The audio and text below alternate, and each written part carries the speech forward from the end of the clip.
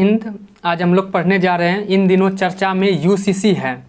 UCC यानी uniform civil code यानी समान नागरिक संहिता। तो इस वीडियो में हम लोग जानेंगे कि यूसीसी क्या है, यूसीसी को लेकर किन राज्यों ने कदम बढ़ाए हैं, क्या कहना है हमारे लॉ कमीशन का, यूसीसी पर सुप्रीम कोर्ट ने क्या कहा है, किन राज्यों में पहले से लागू है यूसीसी, किन देशों में लागू है पहले से यूसीसी, जब यूसीसी पर संविधान सभा में हुई थी बहस, यूसीसी पर डॉक्टर भीमराव अंबेडकर का विचार, किसे कहते हैं पर्सनल लॉ, आपराधिक और नागरिक कानूनों के बीच अंतर। इन सारे टॉपिक पर इस वीडियो में हम लोग बात करेंगे, क्योंकि इन दिनों चर्चा में है यूसीसी यानी यूनिफॉर्म सिविल कोड यानी समान नागरिक संहिता। क्या? समान नागरिक संहिता। तो इस वीडियो में हम पूरे इसके बारे में जानेंगे कि यूसीसी क्या है से लेकर के इसके सारे तत्व, और जो है अभी देश में यूसीसी की मांग चल रही है तो क्या है, हम तर्कों के साथ उसको जानेंगे, समझेंगे, पढ़ेंगे और नोट्स बनाएंगे। ठीक है। तो ये जो है यूसीसी जो है, इस पर जो है समान नागरिक संहिता पर विधि आयोग यानी कि लॉ कमीशन जो हमारे देश के हैं, वह 14 जून को सार्वजनिक और धार्मिक संगठनों से जो है 30 दिनों के भीतर उनकी राय मांगी है। तो ये राय जो है कहाँ से शुरू हुआ है, इस पर जो है हाल ही में जो है प्रधानमंत्री नरेंद्र मोदी जो है उन्होंने जो है इसे लेकर देश के लिए ज़रूरी बताया है। समय समय पर न्यायालय भी इसके पक्ष में अपने तर्क देता रहा है। तो क्या न्यायालय अपने आप जो है इसके पक्ष में तर्क देते हैं? नहीं, उसके पास जो है केस जाता है। कौन सा केस गया है उसका भी डिस्कस हम लोग इस वीडियो में करेंगे। दरअसल हमारे देश में विविधताओं से भरा है। यहाँ अनेक प्रकार के परंपराओं, रीति रिवाज, धर्मों और पंथों मानने वाले लोग रहते हैं। सबसे पहले हमको ये समझना जरूरी है कि हमारे देश में जो लॉ है तो सभी के धर्मों के लिए क्रिमिनल लॉ जो है सेम है, यानी एक समान है सभी धर्मों के लिए क्रिमिनल लॉ। क्रिमिनल लॉ मतलब जैसे कि हत्या से जुड़े जो भी लॉ होते हैं वह क्रिमिनल लॉ कहा जाता है। हत्या से जुड़े लॉ जो है क्रिमिनल लॉ के अंतर्गत आते हैं। ये सारे लॉ जो है हमारे देश में सभी धर्मों के लिए एक है। लेकिन जहाँ तक बात आती है पर्सनल लॉ यानी सिविल लॉ, ये जो है सभी धर्मों के लिए अलग अलग है। पर्सनल लॉ क्या हुआ? सिविल लॉ जैसे विवाह शादी हुआ, संपत्ति का बंटवारा हुआ, बच्चे के गोद लेने, भरण पोषण से संबंधित जो भी हमारे देश में लॉ है वो अलग अलग धर्मों के लिए अलग अलग है, जबकि क्रिमिनल लॉ जो है एक ही है। तो यही पर्सनल लॉ जो है यानी सिविल लॉ जो अलग अलग है, इसी को एक करने के लिए यानी हुआ यूनिफॉर्म सिविल इसी के लाने की जो है यूनिफॉर्म सिविल कोड के लाने की चर्चा चल रही है। तो वही इसमें बताया गया कि हमारे यहाँ अनेक परंपराओं, रीति रिवाज, धर्मों व पंथों को मानने वाले लोग हैं और उन्हें अपनी आस्था और विश्वास के साथ जीने की पूरी स्वतंत्रता है, क्योंकि हमारे आर्टिकल जो है 25 में भी जो है धार्मिक स्वतंत्रता का अधिकार है।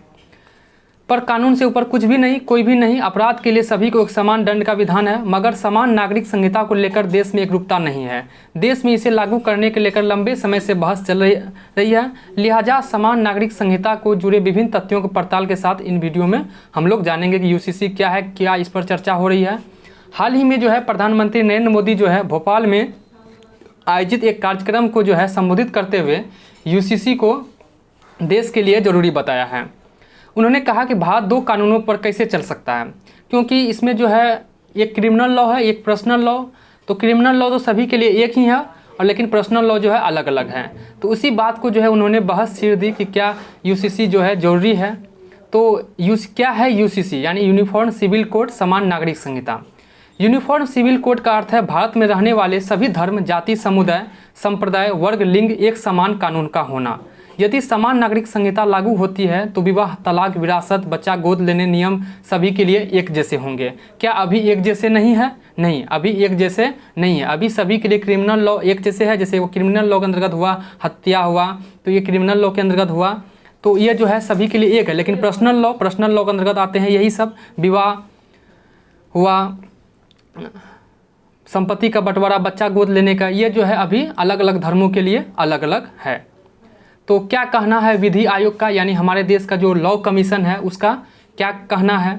तो प्रधानमंत्री नरेंद्र मोदी द्वारा यूसीसी पर दिए गए बयान से पहले केंद्र सरकार ने समान नागरिक संहिता पर 22वें विधि आयोग से सुझाव मांगा था। इसके बाद विधि आयोग ने 14 जून को सार्वजनिक और धार्मिक संगठनों के साथ साथ विभिन्न पक्षों से 30 दिनों के भीतर यूसीसी पर अपनी राय देने को कहा है।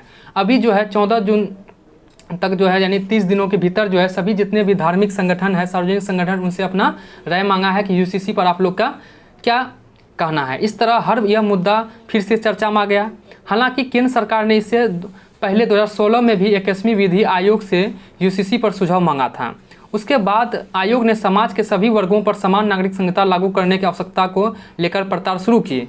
इस क्रम में 21वीं विधि आयोग ने लोगों से इस प्रकार के विचार विमर्श किया और उसके आधार पर 2018 में अपनी रिपोर्ट प्रस्तुत की थी, जिसमें कहा गया था कि अभी जो है ये देश के लिए जरूरी यानी यूसीसी जो है की ज़रूरत अभी फ़िलहाल नहीं है।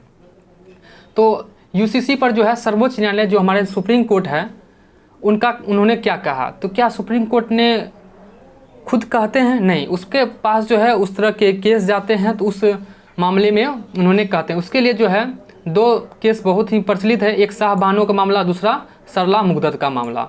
तो शाह बानो का मामला जो है 3 तलाक से जुड़े 1985 के चर्चित अहमद खान बनाम शाह बानो मामला, जहां एक तलाकशुदा मुस्लिम महिला ने अपने पति से गुजारा भत्ता की मांग की थी। देखिए ये जितना भी हुआ ये किसके अंतर्गत आते हैं? शादी से जुड़ा हुआ विवाह, शादी, तलाक, संपत्ति बंटवारा, ये जो है पर्सनल लॉ। और पर्सनल लॉ हमारे देश में अभी जो है अलग अलग धर्मों के लिए अलग अलग है, जबकि क्रिमिनल लॉ एक ही है। तो वही अभी यूसीसी का मतलब ही हुआ कि पर्सनल लॉ भी जो है सभी के लिए एक जैसा कर देना। इसी बात को हम लोग को समझना है कि उस पर जो है सुप्रीम कोर्ट कब क्या कहा था। तो ये शाह बानो जो है गुजारा भत्ता मांग की थी। सर्वोच्च न्यायालय ने समान नागरिक संहिता लागू करने की जरूरत पर बल दिया था। उस समय 1985 में न्यायालय ने कहा था कि अनुच्छेद 44 एक मृत पद जैसा है। अनुच्छेद 44 यानी जो डीपीएसपी के अंतर्गत आते हैं, तो डीपीएसपी जो है इस पर जो है कहा गया था कि ये जो है एक मृत पद के समान हो गया, इस पर अभी कोई ध्यान नहीं दे रहा। कब कहा था? 1985 में सुप्रीम कोर्ट कहा था शाह बानो के मामला में।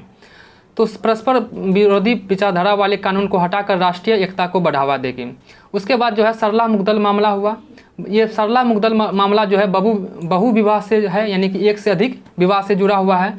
तो 1995 के सरला मुगदल बनाम भारत संघ मामले में भी न्यायालय ने यूसीसी को लागू करने पर जोर दिया था। अभी जो है एक ही ऐसा यूटी बोल सकते हैं गोवा, जिस पर कि अभी जो है यूसीसी लागू है।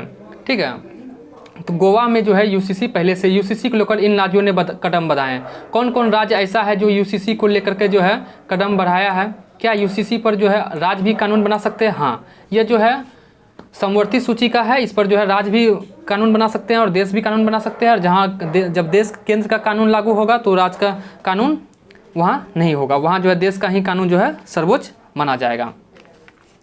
तो इस पर जो है उत्तराखंड सरकार ने पिछले वर्ष मई में राज्य में समान नागरिक संहिता लागू करने की घोषणा की थी। घोषणा के बाद राज्य सरकार द्वारा यूसीसी के क्रियान्वयन के लिए एक मसौदा प्रस्ताव तैयार करने के लिए सर्वोच्च न्यायालय की सेवानिवृत्त न्यायाधीश रंजना प्रकाश देसाई के नेतृत्व में एक 5 सदस्यीय समिति का गठन किया गया था। किसके द्वारा? उत्तराखंड सरकार के द्वारा।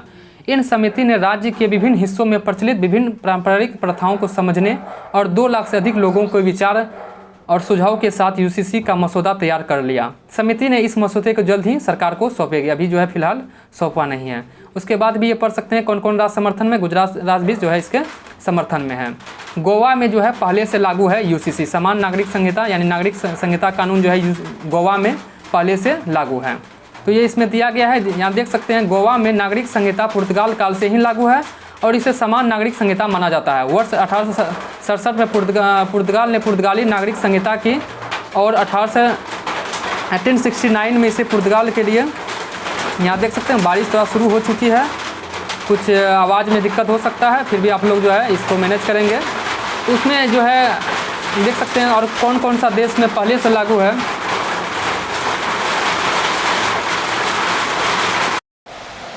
तो क्या उम्मीद है कि आपको यूसीसी समझ में आ रहा होगा। फिर से हम बताते हैं कि यूसीसी एक तरह से यूनिफॉर्म सिविल कोड क्या है।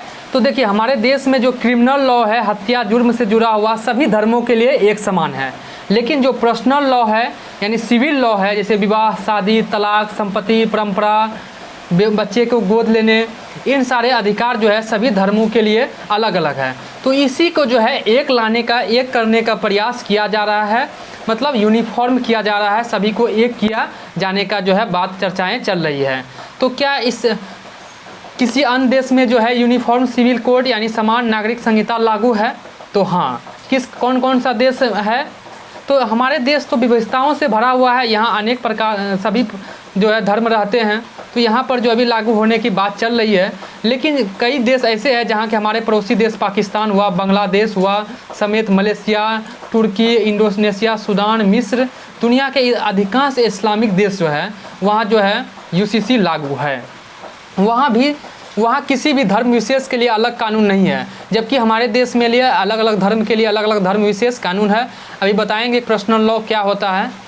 तो इन देशों में शरिया आधारित कानून है जो वहाँ रहने वाले सभी धर्म समुदाय के लोगों के लिए समान लागू होता है। लेकिन हमारे देश में क्या है कि सभी के लिए क्रिमिनल लॉ जो है एक समान लागू होता है, और पर्सनल लॉ जो कि विवाह, संपत्ति, बच्चे की गोद लेने ये सभी का अलग अलग से लागू होता है।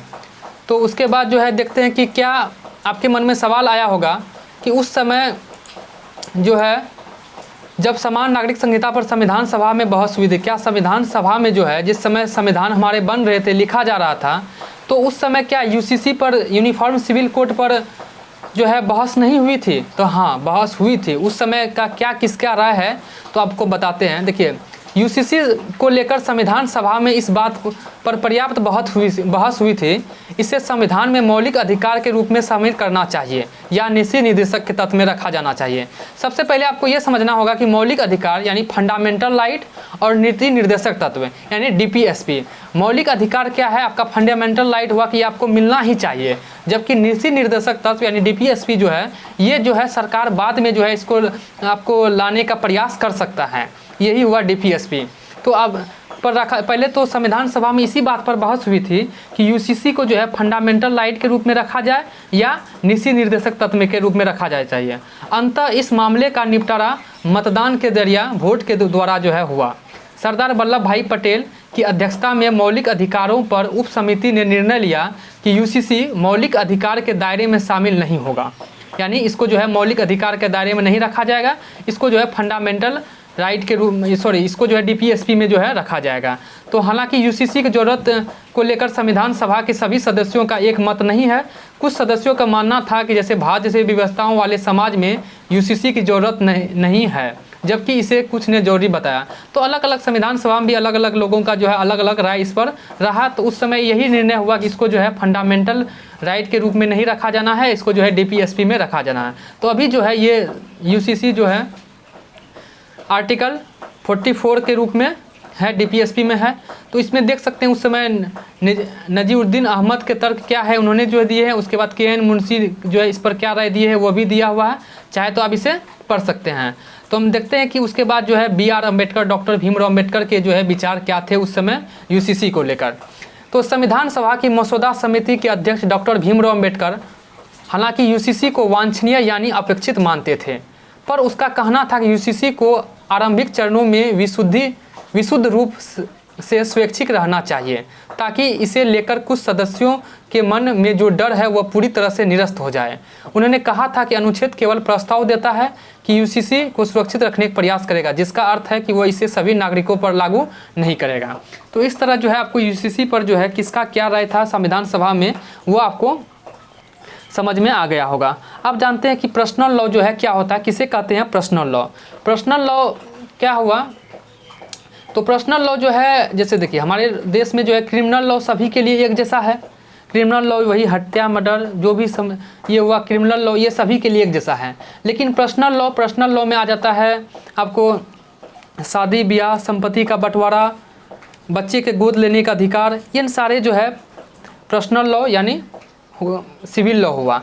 तो वैसे कानून जो एक निश्चित समूह, संप्रदाय या वर्ग पर उनके धर्म, जाति, विश्वास और संस्कृति के आधार पर लागू होते हैं और रीति रिवाजों और धार्मिक ग्रंथों, मान्यताओं के आधार पर उचित विचार विमर्श के बाद तैयार किए जाते हैं, व्यक्तिगत कानून यानी पर्सनल लॉ कहे जाते हैं। चूँकि हमारे देश में विभिन्न धर्मों, जातियों, संप्रदाय के लोग रहते हैं जिनकी अलग अलग आस्थाएं और मान्यताएं हैं। हमारे देश में सभी धर्म के अलग अलग आस्था और मान्यता है, तो उसके लिए जो है पर्सनल लॉ आर्टिकल 25 के अंतर्गत रखा गया है, धार्मिक स्वतंत्रता का अधिकार।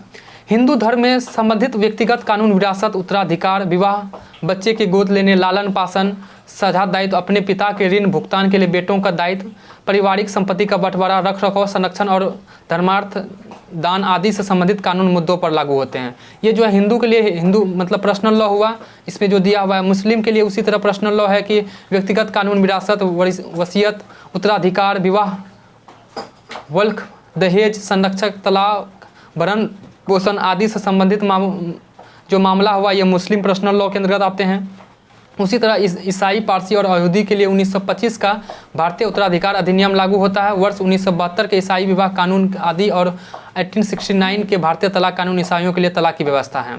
अब हम लोग समझते हैं कि आपराधिक कानून और नागरिक कानून के बीच क्या अंतर है। तो इस तरह जो हम लोग यूसीसी पर पूरे डिटेल से समझने का प्रयास किए हैं कि यूसीसी क्या है।